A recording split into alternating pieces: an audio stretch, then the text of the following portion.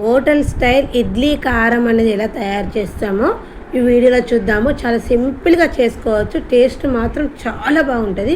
దీనికి కావాల్సిన stove on చేసుకొని ఒక బౌల్ పెట్టుకొని ఒక హాఫ్ కప్పు మినపప్పు వేసుకోవాలి. హాఫ్ కప్పు మినపప్పు అనేది మంచి కలర్ వచ్చే వరకు వేయించుకోవాలి. సిమ్లో పెట్టుకొని పప్పును మనం వేయించుకోవాలి. ఆయిల్ లేకుండా సిమ్లో పెట్టుకొని వేయించుకోవాలి. ఇట్లా కొంచెం మనకు మినపప్పు అనేది కొంచెం కలర్ రాగానే ఒక ప్లేట్లోకి వేసుకోవాలి. ఒక ప్లేట్లోకి వేసుకున్న తర్వాత అదే ప్యాన్లోని ఒక 2 స్పూన్ల శనగపప్పు, 2 స్పూన్ల కందిపప్పు, 2 కలిపి మంచిగా వేయించుకోవాలి. ఇది కూడా మంచిగా ఆయిల్ లేకుండానే వేయించుకోవాలి. మనం ఆయిల్ అనేది వాడకూడదు. ఒక మిరపకాయలు వేయించేటప్పుడు ఆయిల్ అనేది వాడాలి. దేనికి ఆయిల్ అనేది వాడద్దు. ఇలా ఇది మనకు శనగపప్పును కందిపప్పు వేగిపోయింది.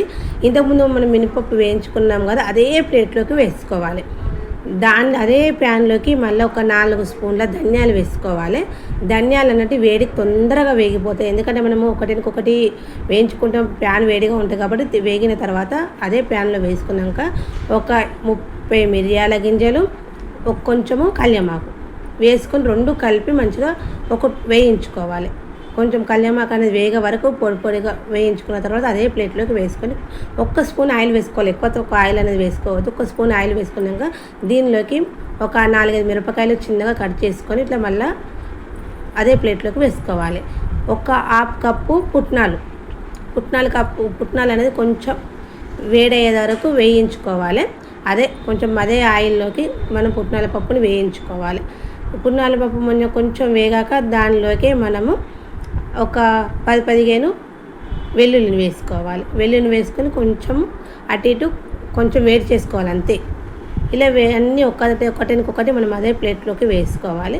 దీనికి తగినంత ఉప్పు, కొంచెం పసుపు వేసుకొని ఒకసారి కలపాలి. చల్లార్చుకోవాలి. చల్లారిన తర్వాత మిక్సీ జార్లోకి వేసుకొని దీన్ని సన్నగా గ్రైండ్ చేసుకోవాలి.